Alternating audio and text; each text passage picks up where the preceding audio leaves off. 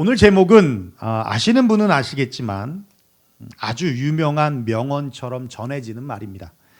현대그룹의 창업자 고 정주영 명예회장이 버릇처럼 말하던 말로써 실패는 있어도 시련은 없다라는 말과 함께 정주영 회장의 어록으로 잘 알려진 문장입니다. 그의 어록에 잘 나타나 있듯이 고 정주영 명예회장은 불굴의 도전 정신을 대표하는 인물로 알려져 있습니다.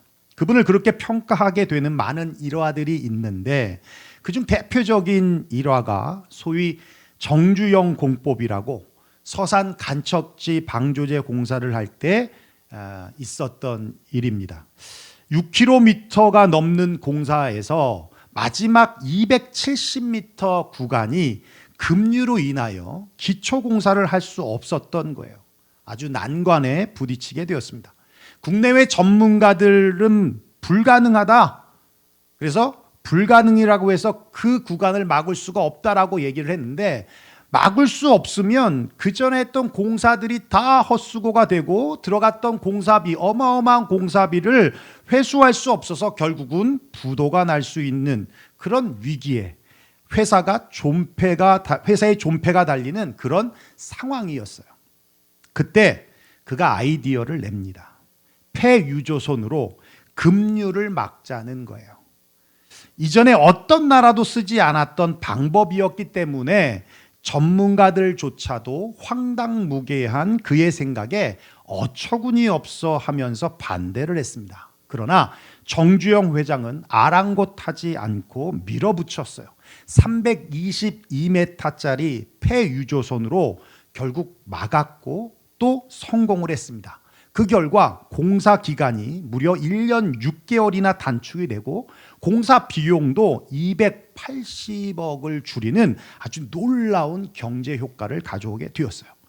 이렇게 불굴의 도전 정신과 신념을 갖게 되는 계기가 되는 사건이 있었는데요. 아시는 분은 아시겠지만 그가 막노동꾼으로 일을 하던 시절에 아주 허름한 그 노동자 숙소에서 지냈는데 밤만 되면 벼룩 때문에 잠을 못 자는 거예요.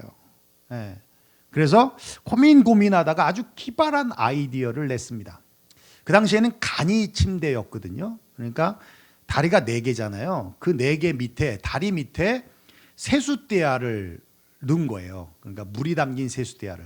그러면 어차피 다리를 타고 올라오는 거니까 이 물을 벼룩이 건너지를 못하겠지라는 생각에 이제 됐다 싶어서 그렇게 해놓고 잤는데 그날 밤도 벼룩에 시달려서 잠을 못 자는 거예요. 그래서 야, 이게 웬일이야. 그리고 불을 딱 켰더니만 벼룩이 벽을 타고 올라가서 천장에서 다이빙을 하는 겁니다. 그래서 그 모습을 보고는 벼룩의 그 집념을 보고는 목표를 향한 집념과 노력이 얼마나 중요한가를 깨닫고는 이봐, 해보기나 했어라는 말을 입버릇처럼 달고 살 만큼 모든 일엔 불가능이란 없다. 도전하면 반드시 이룬다라고 하는 철학을 가지고 현대그룹을 일으켜 세웠다라는 거예요. 그렇습니다, 여러분. 고 정주영 회장 같이 인간의 신념으로도 불가능을 가능하게 바꾸어내는데 신념이 아닌 전지전능하신 창조주 하나님을 믿는 주님의 자녀들이 해보지도 않고 불가능도 아닌 가능하지만 확률이 적다고 해서 시도해 보지도 않고 포기한다면 그건 부끄러운 일이 아니겠습니까? 오늘 본문은 도전을 준비하는 사람들에게 힘을 주시는 하나님의 능력을 소개해 주고 있습니다. 8절 말씀 우리 다시 한번 읽어볼까요? 다시 한번 읽어보겠습니다. 시작.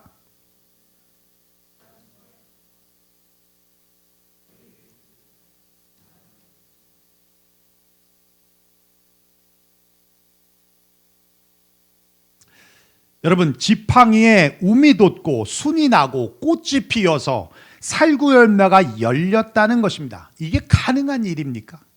불가능한 일입니다. 여러분, 지팡이에는 생명이 없습니다. 그런데 어떻게 거기에 생명이 나타나서 열매를 맺을 수 있겠습니까? 이 기적의 사건을 통해서 주님은 우리에게 두 가지 메시지를 주고 계십니다. 첫째는 그거예요. 하나님께 붙들린 인생은 불가능이 없다는 것입니다. 아론의 마른 지팡이에서 싹이 나고 살구 열매가 열리는 기적을 보인 이유를 우리가 알기 위해서는 민수기 16장, 우리가 지금 17장을 봤거든요. 16장의 사건을 이해해야 하는데 16장에 보면 어떤 내용이 기록되어 있냐면 레위 자손 중에 고라라고 하는 사람과 르벤 자손 중에 다단, 아비람, 온이라는 사람이 당을 짓고, 그죠? 당을 짓고 250명의 족장들과 함께 반역을 일으킵니다. 그 이유는 16장 3절에 기록되어 있습니다. 우리 함께 한 목소리 읽어보겠습니다. 시작. 그들이 모여서 모세와 아론을 거슬러 그대에게 이르되 너희가 분수에 지나도다. 회중이 다 각각 거룩하고 여호와께서도 그들 중에 계시거늘 너희가 어찌하여 여호와의 총회 위에 스스로 높이느냐. 예, 한마디로 그런 얘기입니다. 모세야, 아론아, 너희가 거룩한 것, 너희만 거룩한 것 아니야. 우리도 거룩해. 하나님께서 너희만 사랑하는 게 아니야. 하나님께서 우리도 사랑하셔. 그런데 왜 우리는 성막에서 물건 나르고 집 나르고 제사를 돕는 일만 하고 너희는 제사장 노릇하고 지도자 노릇하면서 왕 대접 받으려고만 하는 거야? 이건 너무하지 않아? 라고 하는 불만이에요.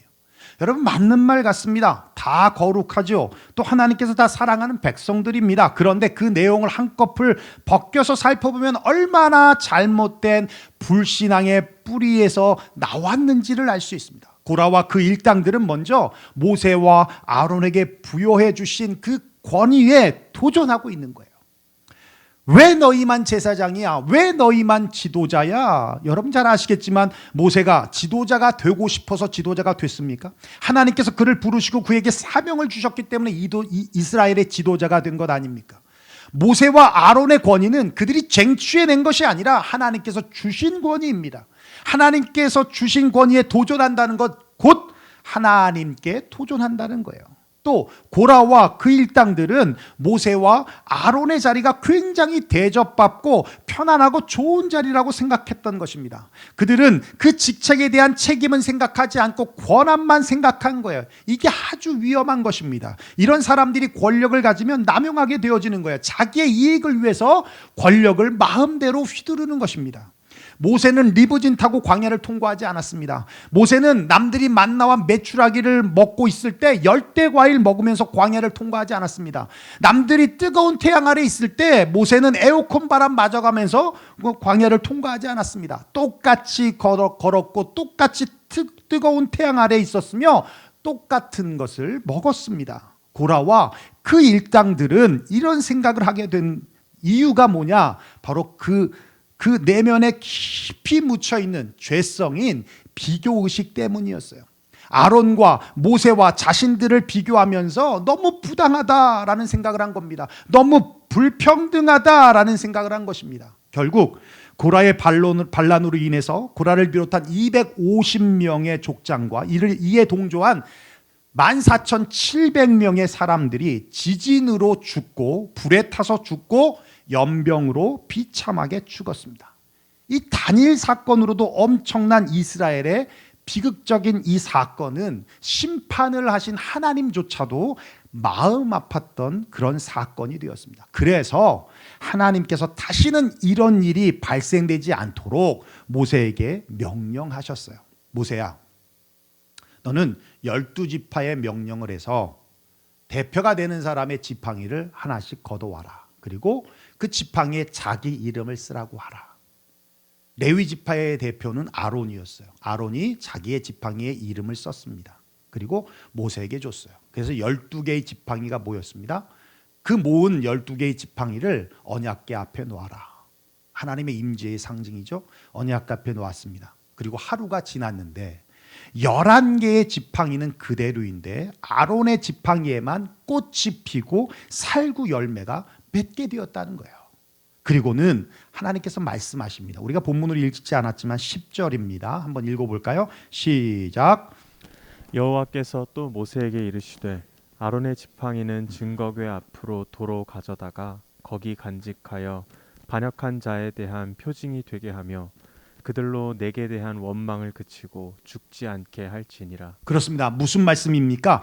권위에 도전한 자들에게 확실한 증거를 보여주신 것입니다. 내가 쓰는 사람이 누구냐? 내가 세운 사람이 누구냐? 아론이고 모세다.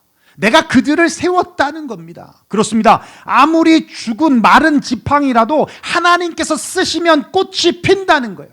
아무리 죽은 막대기라도 하나님께 붙들리면 생명이 들어가서 열매를 맺는다는 겁니다. 하나님께서 쓰시는 사람, 하나님께 붙들린 사람은 아무리 마른 지팡이라도 죽은 막대기처럼 불가능해 보여도 생명이 살아날 수 있다는 겁니다. 불가능이 가능하게 될 수 있다는 겁니다. 할렐루야!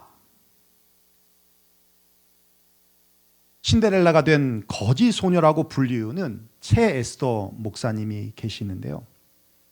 어린 시절 아주 굉장히 불우한 환경에서 자라났어요. 아버님이 일찍 돌아가시는 바람에 집안이 가세가 완전히 기울어졌는데 그때부터 어머니의 폭력이 시작이 된 겁니다. 왜요? 너 때문에 집안이 이렇게 망했다. 얼마나 폭력이 심했냐면 너무 때려서 귀에 고막이 찢어져 가지고 청력을 잃어버릴 정도로, 한쪽 귀에 청력을 잃어버릴 정도로, 그렇게 불우한 시절이 너무 힘들었는데 어머니가 결국은 채 에스더 목사님을 버리고 그리고 떠나요. 11살 때 이제 고아가 됐습니다. 그냥 오빠는 그 이전에 가출을 해서 서울로 갔고요. 그러니까 서울에 있다는 그 얘기만을 듣고 기차를 타고 서울에 간 거예요. 아니 뭐 서울이 뭐 진짜 팔팍입니까? 지나다니다 보면 만나게? 그러지 않잖아요. 도와주는 사람도 없고 그러다 보니까 그냥 노숙자 같이 휴지통 뒤져가면서 음식물 찾아서 먹고 쓰레기 더미에서 추위를 피해 잠을 자고 그러던 어느 날 미용실 옆에서 쭈그리고 앉아 있는데 미용실 주인 아주머니가 불쌍하게 여겼는지 자기 집에 가정부로 일을 하지 않겠냐라고 말씀을 하시는 거예요. 그때는 그랬어요. 70년대, 60년대는 이런 일이 비일비재하죠. 그러니까 순간 딱 드는 생각이 굶지는 않겠다라는 생각에 제안을 받아들여서 가정부로 들어갔는데 근거가 없잖아요. 혼자인데 뭐 인격적인 대우를 하겠습니까? 그러니까 모진 고통을 받고 정말 힘든 일들을 하면서 그렇게 지내다가 너무 사는 게 괴롭고 힘들어서 15살에 요즘엔 수면제 먹고 사람들이 죽지만 그때는 쥐약 먹고 죽었어요. 그래서 쥐약을 가지고 산에 올라가서 쥐약을 먹었는데 눈을 뜨니까 병원인 거예요. 그러니까 누군가가 봤던 거죠. 그래서 경찰에 신고해서 경찰이 병원으로 이송을 한 겁니다. 그리고는 근거지가 없으니까 고아원으로 보내줬어요. 나이들 먹고 고아원에 가니 어린 아이들만 있는데 이제 오히려 나가야 될 나이에 들어갔으니 좋은 대접 받겠습니까? 그래서 고아원 식당에서 일을 하게 됐습니다. 그러는데 미국에서 이제 방문했던 사람들의 눈에 띄어서 너 여기서 이렇게 일할 거면 미국에 취직시켜 줄게. 그래서 가정부로 일을 해. 이 정도 됐으면 뭔가 이제 새로운 변화가 좀 일어나야 되잖아요. 그래서 알겠다고 미국 가겠다고. 그리고는 미국의 취업 비자, 가정부로 취업하는 취업 비자를 받아서 미국으로 오셨답니다. 근데 참 안 될 사람은 안 되는 거예요. 왔더니 그 집이 조금 있다가 이민을 가시는 거예요. 그래서 버려진 거예요. 그래도 한국은 말이라도 통하지. 미국에서는 말도 안 통하고 완전히 미국 거지가 돼서 뭐 비치에서 자고 공원 파크의 벤치에서 자고 그렇게 노숙자 같이 지내다가 우연히 어떤 사람이 그러니까 육군 사관학교에 그 식당에서 일할 생각 없냐라는 제안을 해서 그곳에서 이제 일하게 됩니다. 근데 감사하게도 거기서 일하면서 전도를 받아서 예수를 믿게 돼요. 믿는 것만이 아니라 살아계신 하나님을 인격적으로 만나게 됩니다. 하나님의 은혜가 너무 과분해서 몇 날을 울고 또 울었답니다. 부모도 나를 버렸고 세상에 어떤 누구도 자기를 돌아보지 않았는데 나를 위해 예수님이 십자가에 달려 죽으셨다고? 그 은혜에 자신을 구원하신 그 은혜에 너무 감격하고 너무 감사해서 그냥 울고 또 울고 또 울었다는 거예요. 거기서부터 인생이 바뀌어지는데 군부대에서 만난 장교와 결혼하게 되어서 새 가정을 이루고 자기도 거지로 살았기 때문에 노숙인들의 마음을 누구보다 더 잘 알잖아요. 그래서 노숙인들을 찾아가며 주님의 사랑으로 돌보기 시작하는데 수백 명을 돌보는 흑인 노숙자 어머니로서 귀한 사역을 하게 되고 자기를 때려서 귀를 멀게 한 어머니를 미국으로 초청해서 함께 살면서 예수 믿게 하고 급기야는 권사님까지 받게 되는 그 일들을 하며 러빙 글로벌 미션이라는 미션 단체를 통해서 수많은 종들을 배출하고 6개 이상의 개척교회를 만들고 선교하고 중국의 병원을 세워서 세계 곳곳에 선교하고 지금은 애틀란타의 영혼사랑교회를 개척하셔서 지금 섬기고 계셔요. 연세가 70이 넘으셨는데 여러분 놀랍지 않습니까? 누가 봐도 버려진 인생 아닙니까? 누가 봐도 마른 지팡이 같은 인생 아닙니까? 그런데 하나님 손에 붙들리더니 불가능한 인생이 가능한 인생이 되더라는 거예요. 아론의 지팡이와 같이 죽은 지팡이에 꽃이 피고 열매를 맺는 인생이 되더라는 겁니다. 혹시 다른 사람과 비교할 때 나는 작고 보잘것없는 인생이라고 생각하시는 분 계십니까? 작고 보잘것없는 외모, 보잘것없는 통장, 보잘것없는 학력, 보잘것없는 이력서, 보잘것없는 집안 배경, 보잘것없는 집. 세상은 작고 보잘것없어 보이는 것들을 무시할지 몰라도 하나님의 나라는 그렇지 않습니다. 작은 겨자씨가 심겨져서 자라고 나면 새들이 깃들여지고 그 가지에서 쉬게 하는 큰 나무가 됩니다. 밀가루에 비해 너무 작은 양이어서 잘 보이지도 않는 그 누룩이 발효가 되면 엄청난 양의 밀가루를 부풀게 합니다. 하나님의 나라도 마치 작은 겨자씨와 적은 양에 불과한 누룩처럼 작고 보잘것없어 보이지만 그러나 그 시작은 미약해도 그 나중은 심히 창대해진다라는 거예요. 남들이 나를 작고 보잘것없이 본다라고 여러분 생각하십니까? 나를 보는 나의 관점, 나를 보는 남들의 시선은 별로 중요하지 않습니다. 여러분 또 정확하지도 않습니다. 많은 사람들이 보기는 하지만 실제로 보지 못합니다. 무슨 말이냐면 씨는 합니다. 그냥 보이는 대로 보거든요. 근데 룩을 하지 못합니다. 그 사람의 내면도 보지 못하고요. 그 사람의 상황도 보지 못합니다.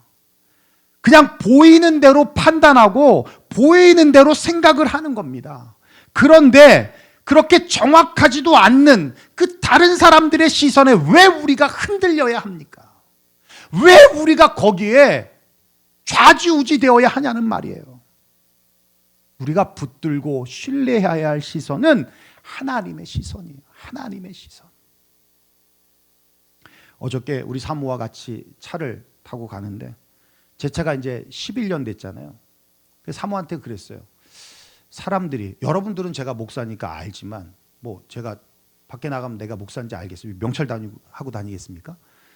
근데 이제 그래 물어봤어요. 사람들이 내가 이렇게 기아 11년 된 차를 끌고 다니면 무능하다고 생각할까? 그렇게 보면서 무능하다고 생각할까? 그랬더니 에이 뭐 그런 신경을 써 이렇게 얘기를 하더는 거예요. 저는 한 번도 제가 제 차를 타고 다니면서 제 스스로가 무능해 보인다고 생각한 적이 없거든요. 그냥 무능할 수는 있겠죠. 저는 항상 제 차를 타면서 핸들 딱 잡으면 감사가 절로 나와요.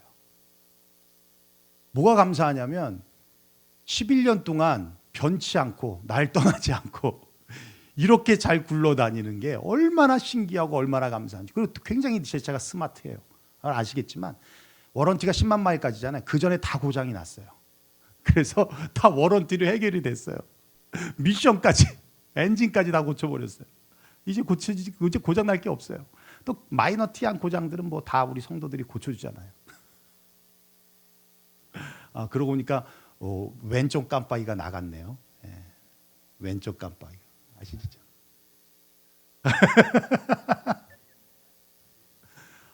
저는 한 번도 그런 생각이 없는데 물론 다른 사람들은 보고 그렇게 느낄 수 있겠죠. 신경 안 씁니다. 제가 목사라서가 아니라 여러분도 마찬가지인 거예요. 하나님께서 나를 어떻게 보고 계시는가가 중요한 거예요.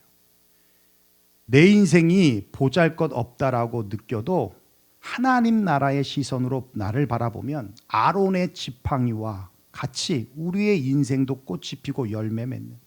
불가능을 가능케 하는 기적의 인생이 된다는 것입니다. 그럼에 있어서 두 번째 아주 중요한 메시지예요. 따라합시다. 내가 죽어야 합니다. 다시 한번 합시다. 내가 죽어야 합니다. 그래요. 내가 죽어야 불가능이 가능의 역사로 바뀐다는 거예요. 아론의 지팡이에 꽃이 피고 열매를 맺는 이 사건은 아주 중요한 영적인 의미가 있습니다. 죽은 마른 막대기에 불과한 지팡이에서 생명의 싹이 난다는 것은 죽은 자 가운데서 다시 살아나신 그리스도의 부활을 상징하고 있는 거예요. 아론의 죽은 지팡이에 하나님의 생명이 부어져서 싹이 난 것처럼 예수의 생명이 내 속에 부어지면 내 속에서 그 생명이 우미 돋고 싹이 나고 열매를 맺게 된다는 얘기입니다. 예수님의 십자가도 죽은 나무였습니다. 죽음의 나무였고 저주의 나무였고 생명이 없는 나무였습니다. 그런데 거기에 매달린 예수 그리스도를 통해서 더 이상 죽음의 나무가 아닌 저주의 나무가 아닌 생명의 나무가 되었다는 것입니다. 십자가를 보는 자마다 살아납니다. 십자가의 복음을 듣는 자마다 영원히 소생이 됩니다. 심지어는 어떤 분은 십자가에서 광선이 나간다고 그래요. 그럼 믿거나 말거나예요. 개인적인 체험이니까. 어떤 무당은 잠만 자면 십자가가 보인답니다. 미치겠어서 교회를 나가서 결국은 무당일 그만두고 집사 되었다고 그런 간증도 들었습니다. 예전에 제가 집회를 인도하는데 여기 뭐 아는 친구들 다 있죠. 위궤양을 앓던 친구가 있었어요. 위궤양. 여러분 중학교 3학년이 무슨 위궤양입니까? 그래서 내가 그랬어. 너 위궤양이 뭔지 아니? 그랬더니 안다는 거예요. 약을 이만큼 싸왔어요. 약을. 그래서 자기가 위궤양이라는데 제가 어떻게 알겠어요. 그런가 보다. 그리고 집회를 하는데 기도를 하는데요. 얘가 환상 중에 기도 중에 환상을 보는데 십자가가 등에서부터 명치로 뚫고 나가는 환상을 본 거예요. 그러면서 집회가 끝나고 기도가 끝나고 그러고 났는데 위궤양이 치료된 거야. 그 다음부터 약을 안 먹은 거예요. 자기 일 아니라고 아무 생각 없이 들으시네. 여러분 이런 신비한 일이 없어도 십자가는 생명입니다. 십자가는 능력입니다. 이 십자가의 생명이 우리에게 나타나려면 십자가에서 죽어야 합니다. 철저히 죽어야 합니다. 죽어야 한다는 것은 깨지는 겁니다. 우리의 자아가 깨져야 되는 거예요. 세상적 가치관이 깨져야 하는 겁니다. 그래야 십자가 생명으로 거듭날 수 있다는 것입니다. 만약 아론의 지팡이가 싱싱한 가지였다면 거기에서 어떻게 역사가 나타나겠습니까? 제가 처음 전도사로 사역했던 교회가 김포 옆에 있는 방화동 교회인데요. 그 교회에 이재열 목사님이 집사님이라는 분이 계셔요. 근데 그분은 유학파입니다. 지금부터 한 25년 전 일이니까 그 당시에 유학 갔다 왔다면 대단한 거죠. 예. 지금은 유학 가래도 안 가요. 예. 오는 사람 별로 없습니다. 기자였어요. 기렉이라고도 하죠. 그러니까 세상의 논리로 잘 길들여진 사람이다 보니 하나님을 믿겠습니까? 무신론적이고 이론적인 사람이었습니다. 승승장구 세상에서 전성기라고 할 만큼 잘 나가고 있었는데 39살 나이에 몸에 이상이 느껴져서 정밀 검사를 해보니까 신장에 암이 있다는 거예요. 지금이야 암도 많이 정복되었지만 25년 전만 해도요, 암이라고 하면 정말 무서운 거예요. 예, 죽음과 연결되어지는 병이었어요. 의사로부터 진단 결과를 듣고는 아내와 어린 자녀들이 번뜩 생각이 나더랍니다. 그리고는 완전히 절망 속에 있는데 중학교 때 잠깐 친구 따라 교회에 다녔던 생각이 나서 집 가까운 교회에 새벽 예배를 갔어요. 진짜 은혜인 거죠. 첫 번째 예배를 드리는데 어찌나 눈물이 나는지, 하나님을 부인하며 자기 잘난 맛에 살았던 자아가 깨지기 시작하는데 하나님 용서해 주세요, 살려주세요, 매달리게 되더라는 겁니다. 그렇게 은혜도 모르고, 은혜라는 것도 모르고 은혜를 받고는 말씀이 갈급해서 설교 테이프를 가져다가 듣고 또 듣는데 말씀이 들려지기 시작하는 거예요. 이해가 아니라 이건 순종해야겠다라는 마음이 들더라는 겁니다. 그렇게 며칠이 지나다가 새벽에 교회에서 기도하는데 온몸에 이상한 광선이 쪼이는 그런 기운이 느껴지면서 마귀들이 쫓겨가는 비몽사몽간의 그런 것들이 보여지면서 십자가에 못 박힌 예수님이 보이더라는 거예요. 그리고 십자가에서 음성이 들려지는데, 아들아, 왜 이제 돌아왔냐? 왜 나를 믿지 못하였느냐? 나는 너를 기다렸다라는 말씀이 들리면서 눈물 콧물이 범벅이 된 채 회개하고 기도하다가 몇 시간이 지난지도 모른 채 일어났는데 몸이 너무 가벼워진 거예요. 그래서 며칠 뒤에 다시 병원에 갔더니 검사를 했어요. 암이 완전히 사라진 거예요. 본인도 놀라고 의사도 놀라고. 할렐루야. 본인도 놀라고 의사도 놀라고. 그러면서 그분이 간증하기를 내게는 암이 축복이었다. 왜요? 암 때문에 자아가 깨어졌으니까. 인간이 강한 척해도요, 똑똑한 척해도요, 이렇게 약한 거예요. 인간적인 지식, 또 이성이 최고라고 생각하며 자존심으로, 고집으로, 인본주의적인 가치관으로 똘똘 뭉쳐서 강한 것 같아 보여도 강한 척하는 거예요. 죽음 앞에서는 작아지고 낮아지고 깨어지는 겁니다. 그렇게 깨어질 때 예수의 생명이 들어가는 거예요. 예수의 생명이. 여러분, 예수 믿는다고 하면서 여전히 세상의 근심과 걱정과 염려 속에 살고 인간적 확률로 가능성을 이야기하고 인간적인 계산으로 할 수 있다 할 수 없다를 판단하고만 있다면 아무런 능력이 나타날 수 없습니다. 생명력 있는 열매가 없습니다. 그러면 불가능은 그냥 불가능입니다. 아니요, 가능한 것조차도 불가능하게 보이는 것입니다. 믿는다고 하면서도 여전히 우리가 그렇게 무능하게 살게 되는 이유가 무엇입니까? 예수의 생명의 씨앗에 문제가 있는 것일까요? 아니요. 아직도 여전히 내가 너무 싱싱하게 내 자아가 살아있기 때문에 그렇다는 거예요. 내가 확실히 죽지 않았기 때문에 그렇다는 겁니다. 그래서 감사보다 불평과 불만이 앞서는 것이고 긍정보다 부정적인 생각에 삶이 지배당하는 것이고 겉모습만 봤지 속을 보지 못하고 바로 코앞만 봤지 멀리 하나님의 비전을 보지 못하는 것입니다. 단단한 곡식이 부셔져야 빵이 됩니다. 포도주도 향수도 잘게 부서짐을 통해 만들어집니다. 단단하고 질긴 음식도 우리 입안에서 치아로 고르게 잘게 부서져야 소화도 되고 영양분도 흡수가 되는 겁니다. 그와 마찬가지로 우리 안에 생명의 능력이 나타나려면 깨어져야 합니다. 부서져야 합니다. 죽어야 합니다. 그래야 우리 안에 생명이 나오는 거예요. 아론의 쌍난 지팡이를 통해서 주님은 우리에게 두 가지 메시지를 주셨습니다. 첫째는 하나님께 붙들린 인생은 불가능이 없다.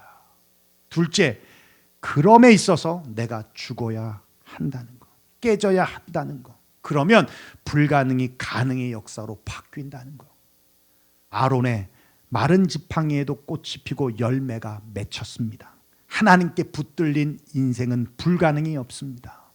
십자가로 나는 죽고 예수의 생명이 나타나서 하나님께 붙들려진 인생이 되기를 바랍니다. 그리고 모든 일에 안 돼, 못해가 아니라 이봐 회복이나 했어?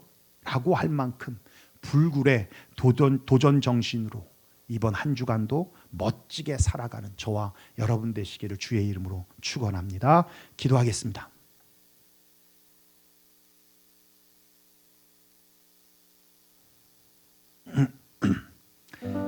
예, 오늘 말씀 들은 대로 우리 함께 기도했으면 좋겠습니다.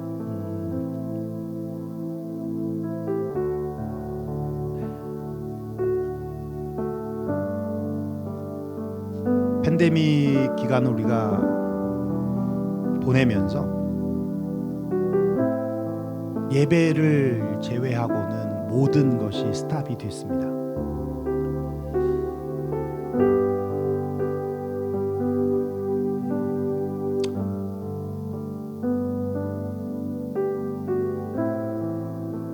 저는 그게 저에게 있어서는 또 다른 기회라고 생각이 들었어요.